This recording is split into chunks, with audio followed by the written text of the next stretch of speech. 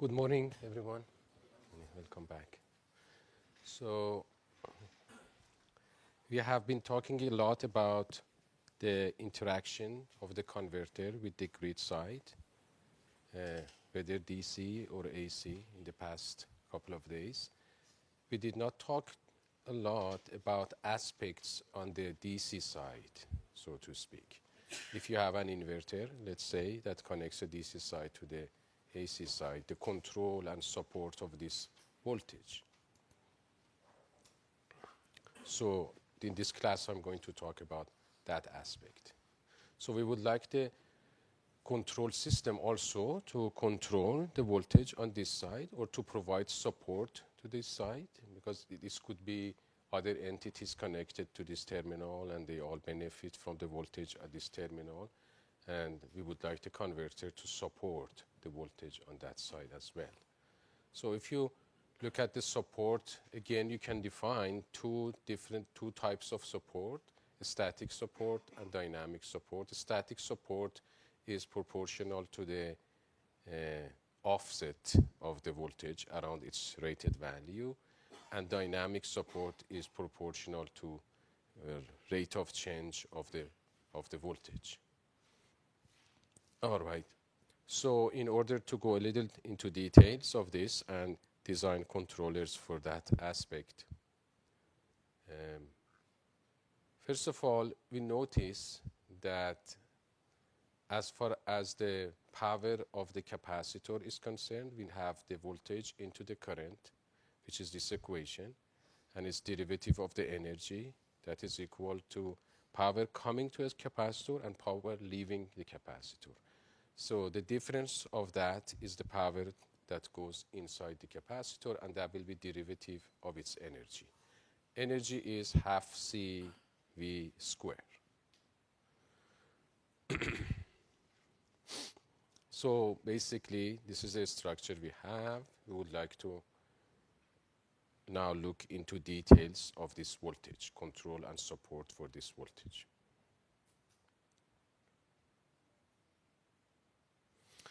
So basically, what we had in the previous classes was that M into Vc generates the voltage across these terminals here, and this voltage minus this voltage divided by this impedance is the current.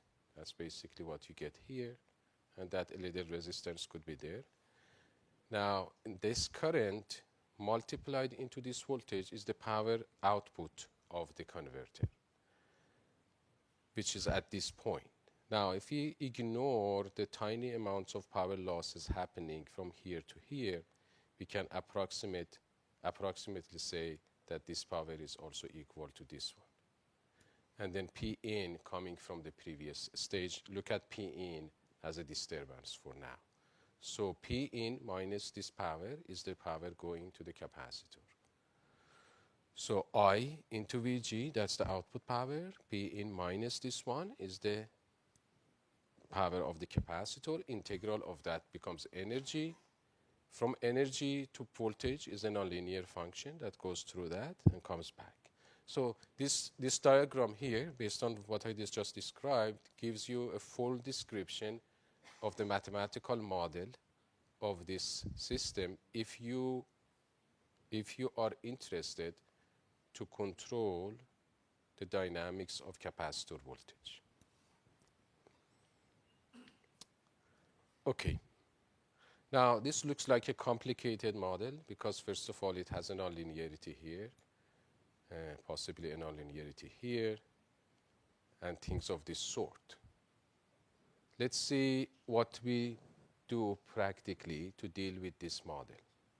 First of all, it's a very common practice, as we already mentioned before, to have this linearizing feedback at the beginning input of this system. So we add this division to cancel this multiplication. And then also a feed-forward term. And we are talking about AC systems. That feed-forward will be Vg passed through PLL and then coming here. If you apply these two, what happens is that these two cancel each other. Suddenly they go away. and this cancel each other. What remains? Only harmonics remain, because fundamental cancels. PLL provides the fundamental component. So the block diagram simplifies a little bit to this diagram. So by using some initial feedback procedure, you can simplify the block diagram. Now let's talk a little bit about this P in first. This P in is the power coming to the capacitor here. It really depends on this side. What is this side? So unless I know what is this, I cannot say much about P in. For instance, if you have only some panels here, solar panels connected here, so that power is the power coming from solar panels. It has a nonlinear relationship with the voltage, as you all know. So that you can say it has this relationship. This is the case that you have solar panels. So the voltage goes through PV characteristic, that nonlinear characteristic of the PV, and that gives you how much power. So then P in, or the input power, is not independent from your feedback loop. It actually depends on your feedback loop. And this is the case, we cannot consider that as a disturbance, because definition of the disturbance is a variable coming from outside, not from inside. Right? So this is when you have panels directly connected to this capacitor. If you have some panels connected to this point through a converter or other resources, batteries, whatever, connected to this point but not directly, through their own converters. So in that case, they have their own controls and then send the power to this capacitor. They do not watch this voltage necessarily. They just do their own control and send the power. In those cases, you can say this input power is independent from what we are doing. And then really we can consider that as a disturbance.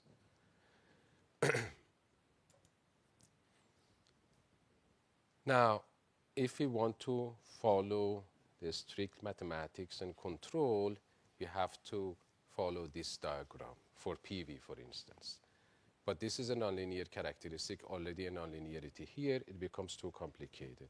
What we have done is that anyway, whether it's coming directly from a PV or through other converters, we treat this as a disturbance. In other words, we just leave it as an external input coming here. And then we design a controller, and that controller, we try to design it robust and stable and strong. And using simulations and everything, we will show that the closed loop feedback that we will design will respond to all uncertainties, all disturbances, all changes in a strong way. Okay. So again, one more time, the equations of this system. We have omega c, that's the energy. Derivative of that is P in minus P out. P out is Vg into I, and I dot is this one. So this system has two equations. It's still not linear.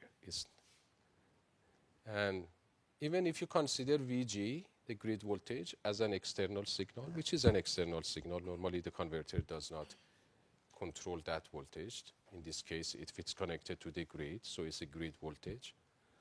So if you consider that as an external waveform, then this is linear, yes, but not linear time invariant, because this is a time varying waveform. So it's linear time varying system. We cannot use Laplace transforms and those things to simply or directly analyze this system. Okay, let's see how to go around this problem and then eventually design a controller for this system. What we do, obviously, we always want to keep in mind that we want to do current limiting. So a current feedback loop should be there. That's the current feedback loop here, in order to be able to limit the current. So this is the limiter for the reference. and then current feedback loop. And then this has two inputs, one ID and one IQ. ID represents the real power, IQ represents the reactive power. Remember, we are in AC domain now. So ID, which represents the real power, I'm going to determine ID, reference for ID, according to this mechanism that we already used this before, which is I0, I naught, the rated current, if you want, plus K0, VC minus, again, the rated voltage for this capacitor. So I'll explain a little bit why this means. And IQ represents the reference for reactive power. You can put it 0 if you want if you want no exchange of reactive power, or you can put it any number that you want, depending on how much reactive power. Or if you want to bring it from a Drup form, you can do that. So basically, from the energy, here is energy. We linearize the energy function. We have linearized it before. So this is the linearization of the energy to the voltage, this part. And the voltage goes back here, feedback, and then the current feedback loop. So this part we have already designed, and we know how to do it perfectly, no problem. K0, let's discuss this equation a little bit. This basically says, not a Drup equation, but it's kind of a rise equation. That means that when the voltage of capacitor goes up, it increases its current. So this capacitor says, and remember, the current is going from the capacitor to the grid. When the voltage goes up, it provides more current. So when the voltage goes up of the capacitor here, if you look at this structure, the power is coming. We decided to look at this power as disturbance, so we are not going to measure it. We are not going to focus on it. We just watch this voltage. When this voltage goes up, it is an indication that more power is coming.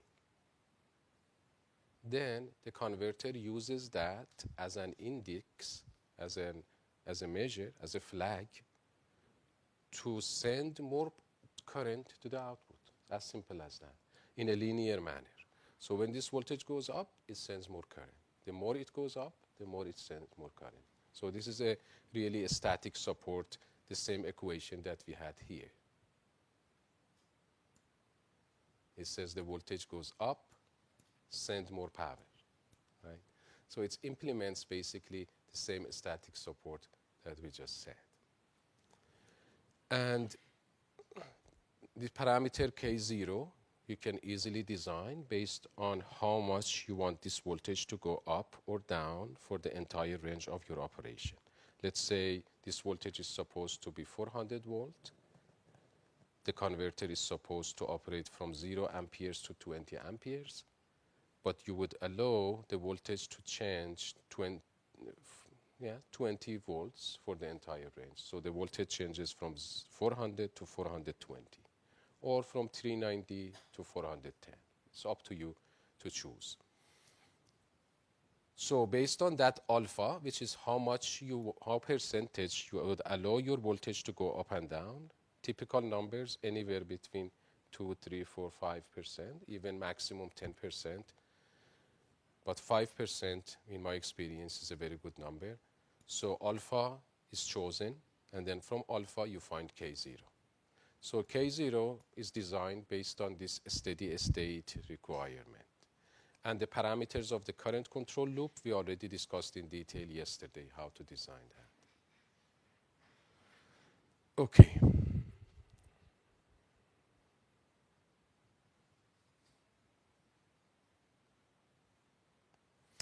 Now, in terms of analysis, a little bit more into detail, this diagram also gives a lot of insight into this, what's happening into this system. Really, if you look at that linear time varying term that I said it causes an analytical problem, if you look at I into VG, I has two components, direct and quadrature, and voltage is only direct. You multiply them, you will get a DC here, and then an AC here. So DC and AC. Now, if you want to show that on the diagram, I'm going to substitute this diagram that we had here, this multiplication here, based on this equation. So that means this ID multiplies into VG over half, plus this part. What is this part? S into cosine of 2 omega t plus phi. So it's like there is a DC coming and suddenly a double frequency is injected into that at this point. And then coming here, this is the input power. We assume it's disturbance and DC, and everything else is DC so far. So this double frequency is injected here. This double frequency is injected here, and it will propagate all throughout the loop. It will go to the capacitor voltage and will go back all the way to ID.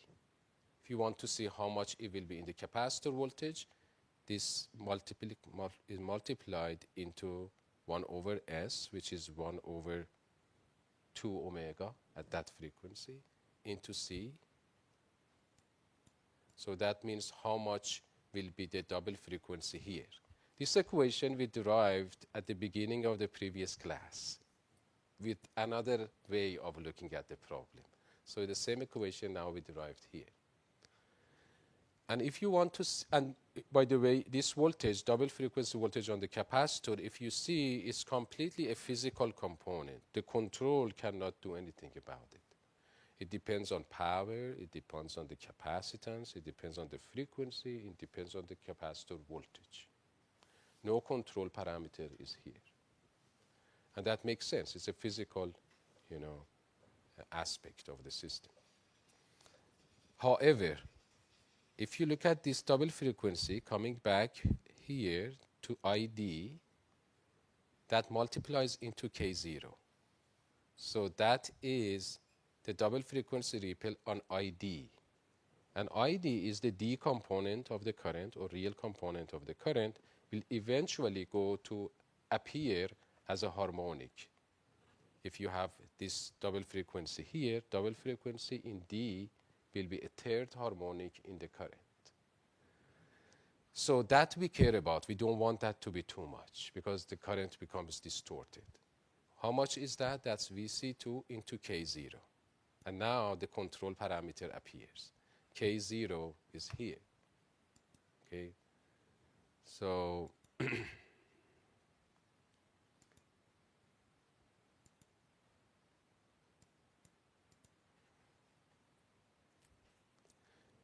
what I'm going to define percentage ripple current, I'm going to define ID2 divided by I multiplied into 100. And I would like to keep that small. So this RP, I derived an equation for it here. So this K0 that we started with by designing it, or determining it, how much voltage change we would like to have, we also should watch it. If it's too much, then it will cause too much harmonics on the current. You have to make a trade-off. So let me summarize everything in one algorithm. This algorithm here. The grid voltage is given, the frequency of the grid is given, the power rating of the converter is given.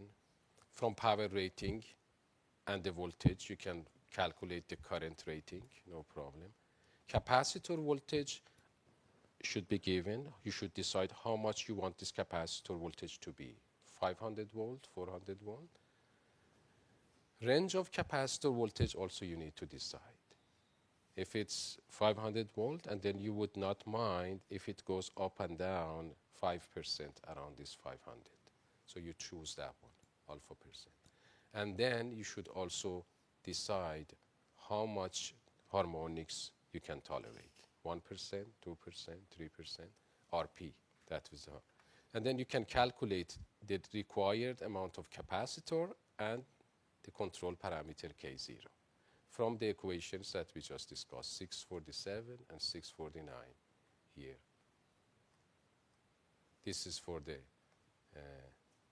K0, and then 647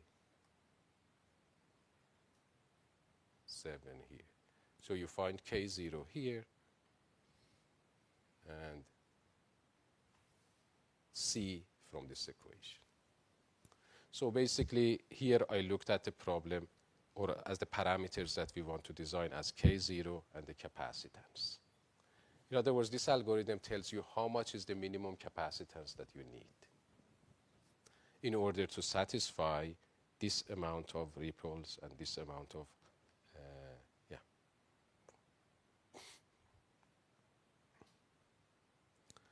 Okay, there are some little details, but these are secondary. You can read later on your own. I don't want to spend too much time on them. Let's look at this example. Let's say for the same system that we had, 500 volt capacitor, we would like to have to allow 5%, which is 25 volts, and also 5% of the double frequency ripple on the current. Then you will calculate K0 from that equation, and that will be 0.47, and you calculate the required capacitance, that is 4.2 millifarad. This is basically the minimum capacitance that you need.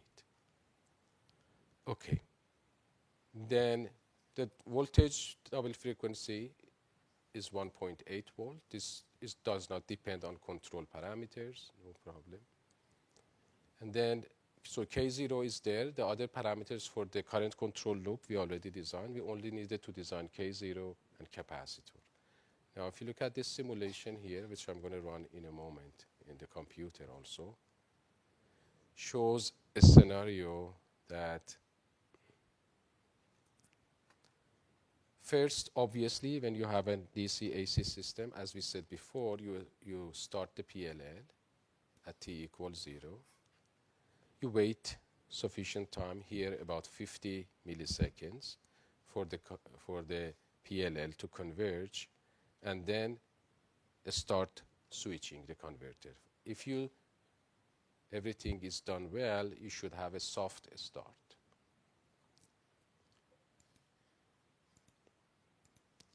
Like here. So then, a little bit later, here at 0.1, we have jump of real power command. So real power from 0 to 2 kilowatt, and the current starts building up. And the capacitor voltage goes from 5% below now to 500. So when it's not feeding any current, it's at the lower value of the voltage, which is 475. And then when it feeds full power, it will go to 500. And the current now goes to the rated current here. And then you can check reactive power, positive and negative, which looks like it's responding very well, very smoothly. And here we have a grid voltage. See, this is grid voltage, deep fault at this point. And the current should be limited at, I'm not sure, 20 or 22. 22, I guess that was our limit. So the current keeps going up and limited at 22. And capacitor voltage, obviously, during the current limiting mode, because the power is coming from the previous stage, and the inverter cannot supply much power to the grid because its current is limited. So this difference of power will go to the capacitor, and capacitor starts charging. See, the voltage of the capacitor keeps rising during the fault. Here the fault takes only a few cycles, and the capacitor voltage rises from 500 to 520. So this is also another criterion when you want to choose the capacitor, which we haven't discussed here. How long the faults happen in your system. If you really have faults that take long time and you want the converter to keep working during those times, still operating, then your capacitor should be large enough such that it can accommodate this amount of excess power coming in it without its voltage going too much high. And then when the voltage goes back, now the capacitor releases power and goes back to 400. And here at this point, we have a set point change. We ask the converter to change the voltage of capacitor from 500 to 520. And it does. Right? This shows the THD, total harmonic distortion of the current. Remember, we chose RP equal 5%. That is the reference of the current. We allowed 5% distortion, double frequency on it. And I said it will convert to harmonics on the AC side. And obviously, it goes through the current feedback loop because ID is before the current feedback loop. It goes through the current feedback loop. The current feedback loop also works on it. So for that reason, on the output, you do not get exactly 5, but you get below. So current feedback loop reduces that a little bit. So about 3 or just over 3% THD you see at the output. Okay, so let me run the simulation. You can also open the M file.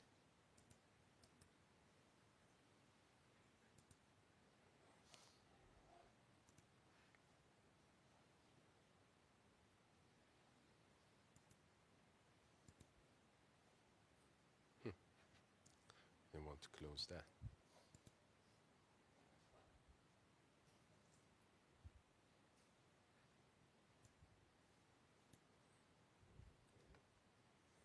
So that is THD. I think I have this. Ah,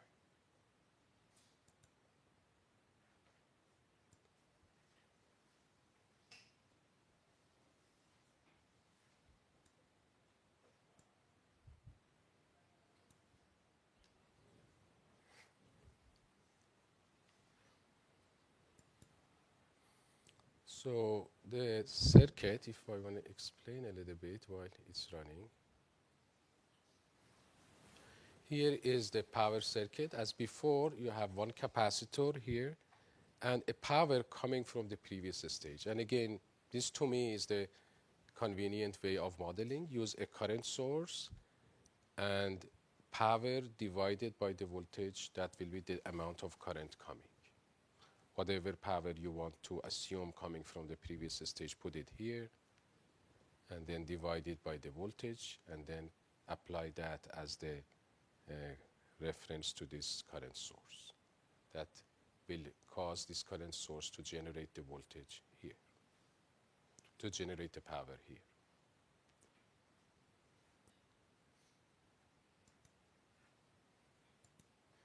It's running now. Okay. So here is when you apply the real power command of 2 kilowatt. So this is the command, and this is the actual power. And I think this is the reactive now. And this is the reactive command and the reactive actual. So to 2 kilowatt. And then now reactive goes to negative 2 kilowatt. Very extreme sudden change. So it will cause an oscillation on the real power as well.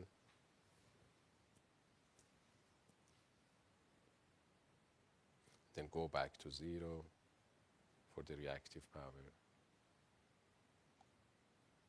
So during all this stage, the capacitor voltage is this one. So at the beginning is 475, then goes to 500, and then remains around 500 as far as the power is full power. Here now it's going through the fault. noises. And then fault is cleared, so comes back to 400, 500, sorry. And then the command of 500 to 520 is applied. It's up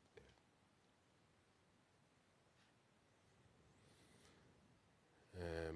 THD is shown here. So 4% or below 4%, close to 3.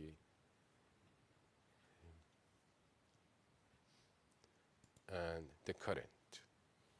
This is the reference of the current is the blue one, which doesn't have switching noises, and the yellow one is the actual current, which has the switching noise on it.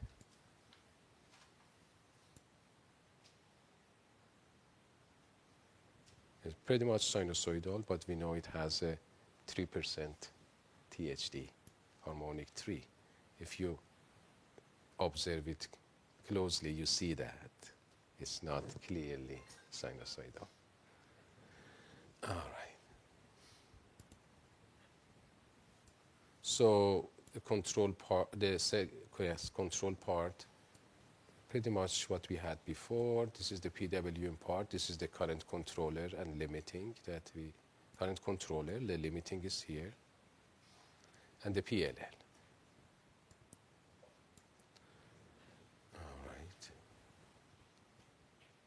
Open the code. I think I opened the code, but maybe that was it. All right.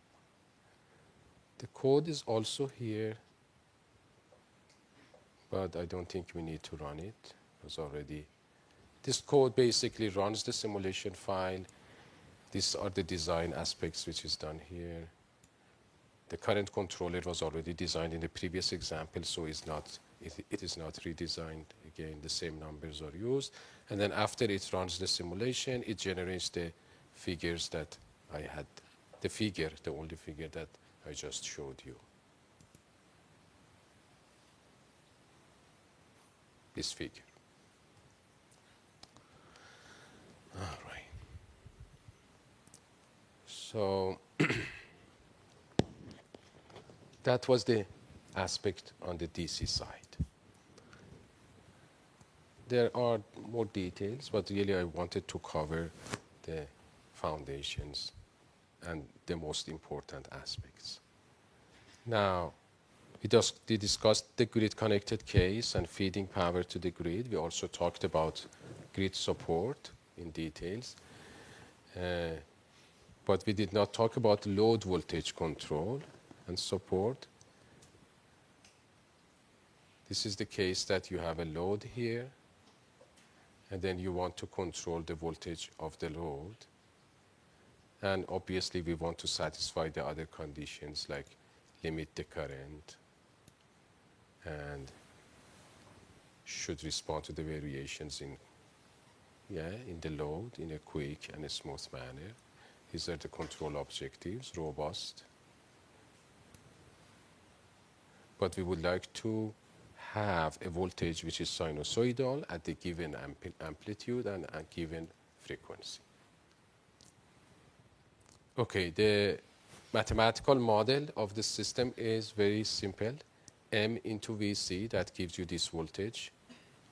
M is the input, which is modulation index. And that V minus this V, which is the output voltage that we want to control, divided by this impedance gives you this current, and this current minus the load current gives you the current going to the capacitor, and integral of the current capacitor becomes the output voltage, and this goes through the load. So this is the mathematical model of that. Now, normally we don't consider load in our control designs. You may want, if you have good information about load, you can consider that in your design. If you don't have it, just completely ignore it. And then look at IG as a disturbance. Remember, we just did the same thing for PV, and we said if the controller is strong, it doesn't really mind. It will be able to tolerate it. So if you don't have much information about the load, or you don't even want to bring those information into a study, you can just completely ignore this load and consider this point as a disturbance. Then our objective is to control the voltage. So one initial approach would be, I would like to have a sinusoidal voltage here. Let me put a resonant controller because it's sinusoidal and it has two gains, and I have two other state variables here, one current and then one voltage. The system has four state variables and then feedback all of them, K1, K2, K3, K4, full state feedback. I will use a a linearizing term at the beginning, at the input, to cancel this nonlinear term. Then everything is linear time invariant, and I can use optimal control to design K1, K2, K3, K4. No problem. So that's what we do. And then this voltage reference is the sinusoidal voltage that we want. So we want the voltage to have this magnitude and this frequency. So you integrate the frequency, that gives you the phase angle, cosine of that multiplied into magnitude, that gives you the voltage. So this is clear. All these gains you find using LQR, and then you should have no problem. So write down the equations, apply the transformation, and then the cost function will have error and derivative of error, and Z3 and Z4 will be the current and the inductor current and the output voltage when you apply the transformation to them. And this W is again the modulation index when after you apply the transformation.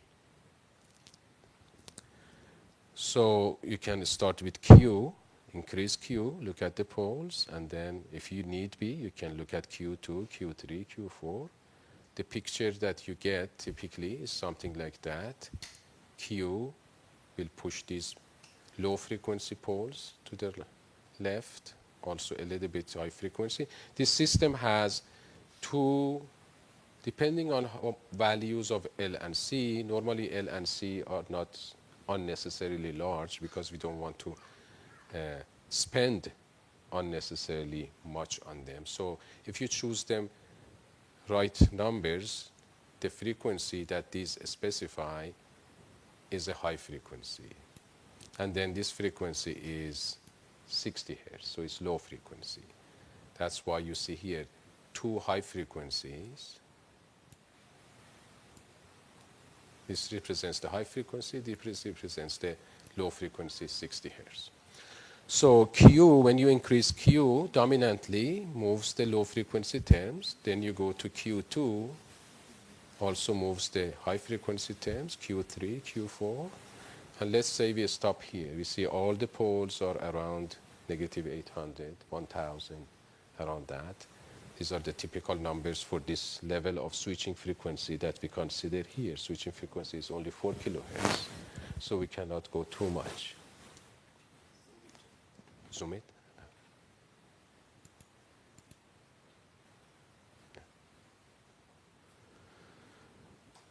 Okay. So eventually we have these 4 poles by increasing Q. And then if you look at the simulation shows very strong responses. The voltage, this is the voltage reference that we want. We want, let's say, 240 volt RMS, 60 hertz frequency. So at this point, the converter starts and then immediately builds the voltage at the output. Almost no transients. See, there is only a tiny transient here. And then immediately, because it's very strong.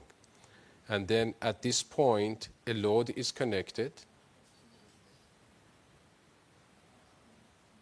And the converter increases the current. But the voltage does not really change. The objective is to control the voltage. At this point, a huge load, or you can say a short circuit, or something like of that sort happens at the output. So the converter increases the current to keep the voltage at that thing. So this is the behavior that in the DC part also I went through as an intermediary thing to say this is not a nice approach to do. It's on the paper it's good, or on the simulation, but in practice this is not going to work because you have no control over this current. Okay, so what we need to do, we need to do current limiting. If you want to do current limiting, always my approach is let the voltage move a little bit, and then based on the motion or the offset of the voltage, you can define a reference for the current and then limit that reference and then close a current feedback loop. So you let the voltage change a little bit from the actual voltage that you want through a virtual resistance. And according to this diagram, see, you get this voltage, and then you let the voltage move a little bit through this impedance, and then to generate the reference for the current. And you can convert, this is AC, you can convert it to DQ, and then you can limit it, and then come back to AC. So remember, limiting should be done in DQ, okay? Because we cannot limit in AC. You do not want to clip the waveform. So you need to convert it, go back to DQ, we discussed before in this figure 634.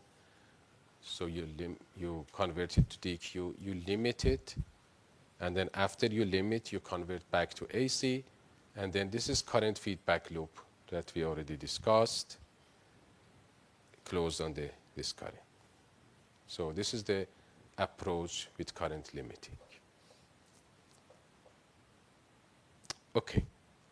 The only parameter now that you need to design, apart from current feedback loop that we discussed in detail, is this virtual resistance. That virtual resistance basically, again, shows how much you want to this voltage output, how much you would allow that voltage to change, the magnitude of that voltage. Are you happy with 5%, 4%, 3%, or no? So these are the typical numbers, 3, 5, 6%. You don't want that to be too big or too small. Okay. So I think in this case, I went, 20 volt RMS change. Okay. And I believe I did the same simulation that we had in the previous figure. And now you remember when you have the fault happening or the short circuit or huge load connected, the current is limited. I think we wanted to limit at 40 here. So I limited at 40, but because you limit the current, as a result, the voltage drops. The voltage cannot, the reference is high, but the actual voltage drops. This is showing really an extreme case. But in normal case, it will drop just a little bit, and as you go further and further deep into the fault, it will drop more. But at any rate, the current becomes limited. Okay, let me see if I wanted to show this one or no. Yes, I think I wanted to show this as well.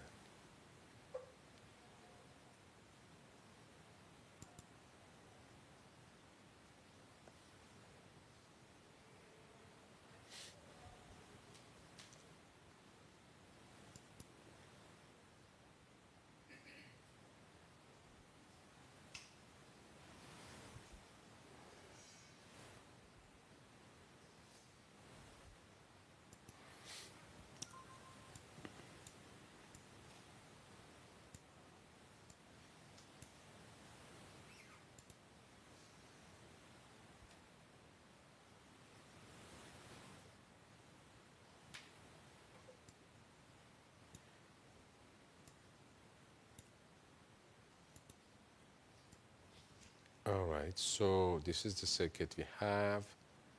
It's an inductance, a capacitance here, and this is our load here. And this is to cause a short circuit. It's not a zero impedance short circuit because really that's very extreme, but here there is a switch that has some internal impedance, and then when you connect this switch, there will be a small impedance, a small resistance that connects this terminal to this terminal, almost like a short circuit. And this switch is to start the load, T load. Okay.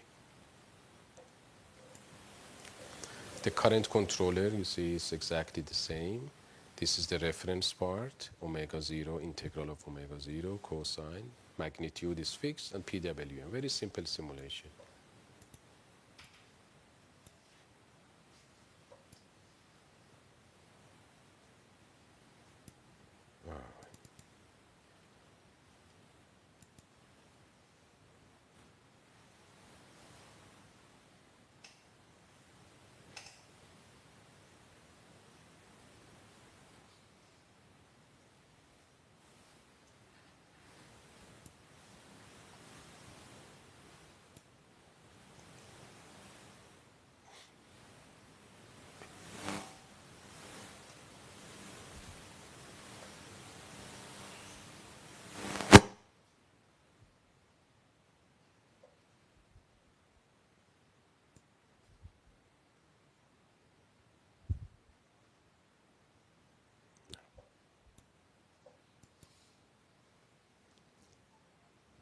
So this shows the load voltage and the reference voltage and the current inductor and also the current the capacitor. For some reason I showed the current of the capacitor as well.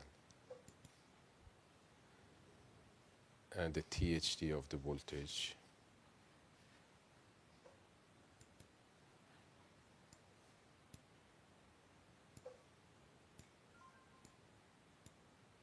To show really that the voltage in the steady state. You see those spikes that happen in the THD block, don't worry about those because it's a window which is a sliding, so it takes some time for the FFT to go through one cycle.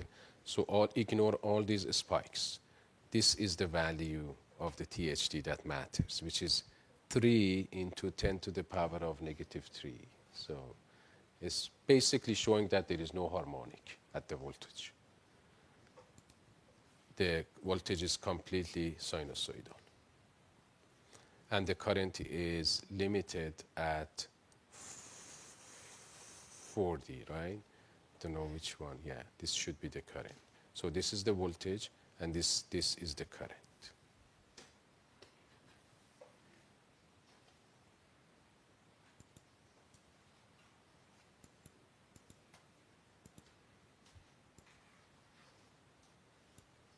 Which is limited at 40.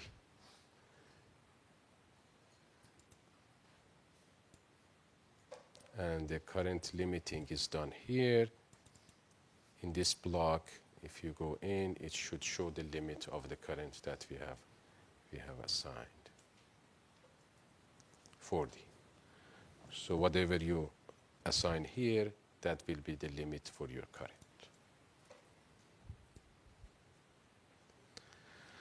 All right.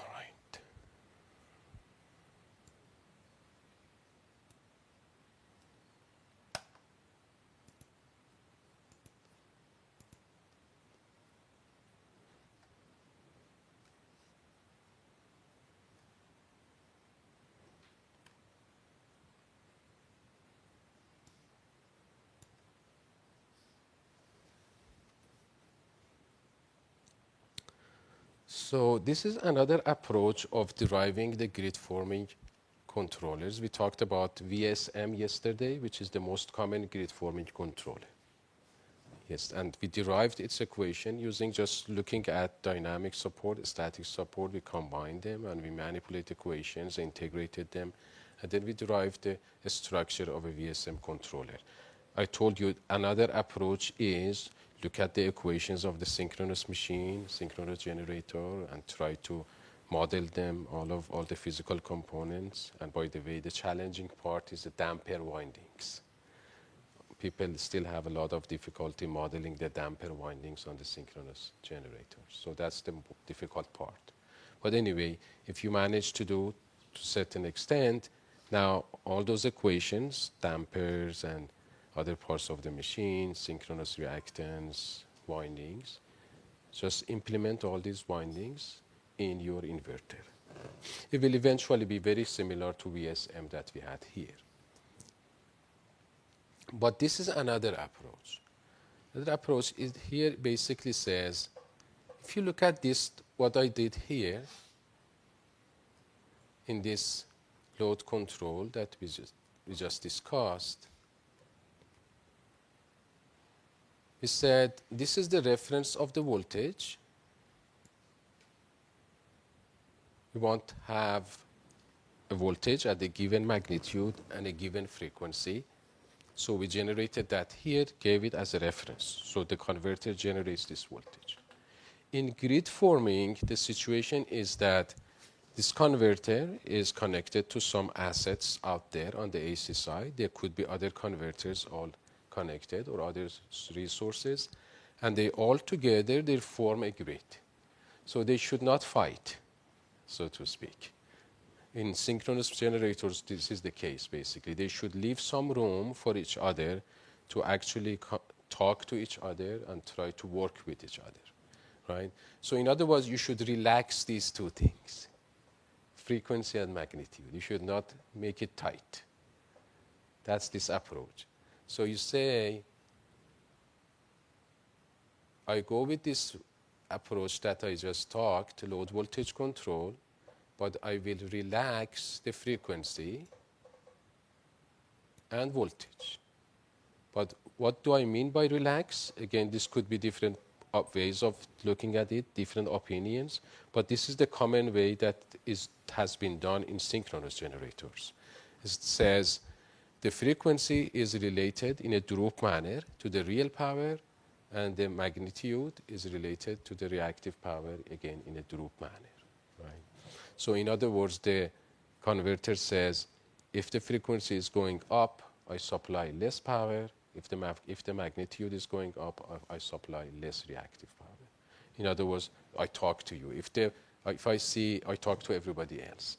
If the frequency at my terminals, which is connected to everyone, so it has an indication of what everybody else is doing, if that frequency is going up, means everybody is supplying more power. Let me reduce the power. They don't need my power. They already have a lot of power.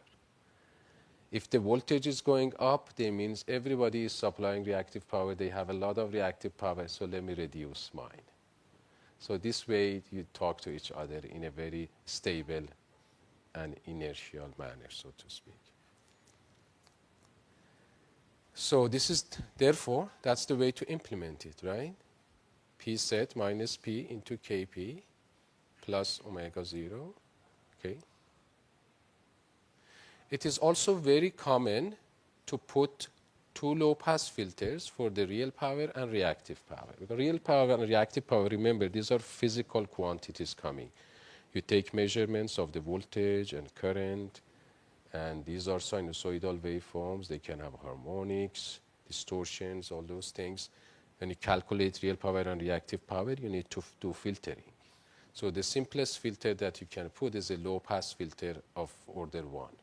That's the minimum you can put here. Okay? So keep this in mind for a moment. Now let's look at this approach. And this is like mimicking the synchronous machine. Synchronous machine, the main equation that synchronous machine has is called the swing equation. Swing equation is this one. Mechanical power minus electrical power is the inertia power. Or, inverse of inertia power. So that means if you want to show it in diagram, that is this one. Mechanical power. And the mechanical power, we know on the governor of the synchronous machine, mechanical power is a droop function of the frequency or the speed. So that's the governor operation. That's the governor operation. And then that generates the mechanical power. So this point here represents mechanical power, and this represents the electrical power. So P mechanical minus P electrical, integral of that gives you the speed. And then integral of speed gives you angle, and cosine of angle multiplied into magnitude gives you the internal voltage of the machine. And this is the operation of the AVR, automatic voltage regulator, that basically implements the droop term between voltage and reactive power.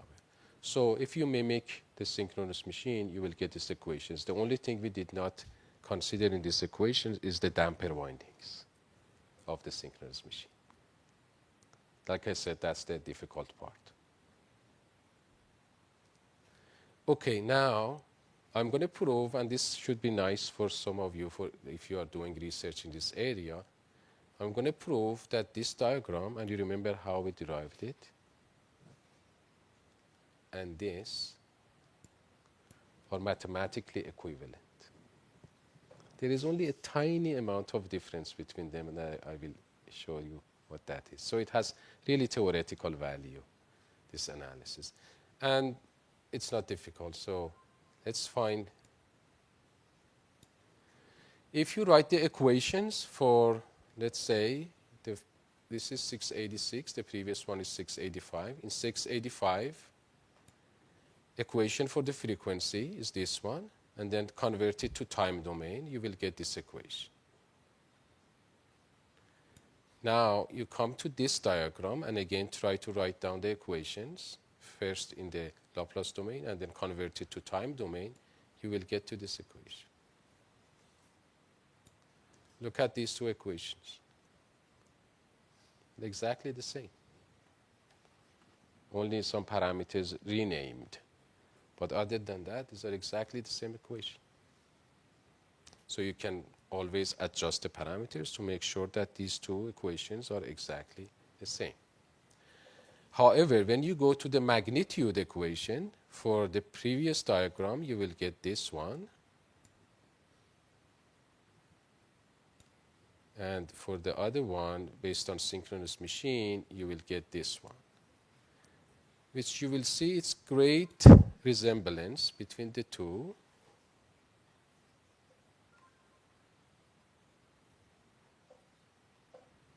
But not exactly, you cannot see that exact equivalence because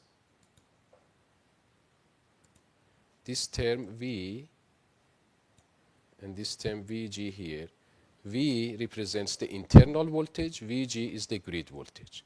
So in one of them is the internal voltage, in one of them is the grid voltage. So that's a small difference. What is the consequence of that difference? I haven't studied. I don't think anybody has studied. But what basically it showed that a lot of people talking about droops, a lot of people talks about virtual synchronous machines, swing equation. It's basically the same thing. Right? The differences, if any, they are minor. Okay. Now, one thing we haven't talked about is the damper windings. Damper windings, the way we implement, and this is again an area of very active research. Because physically we have difficulty modeling damper windings, so people come up with ideas how to model different ways. This is, for instance, one idea that we came up with. Oh, yes. Thank you.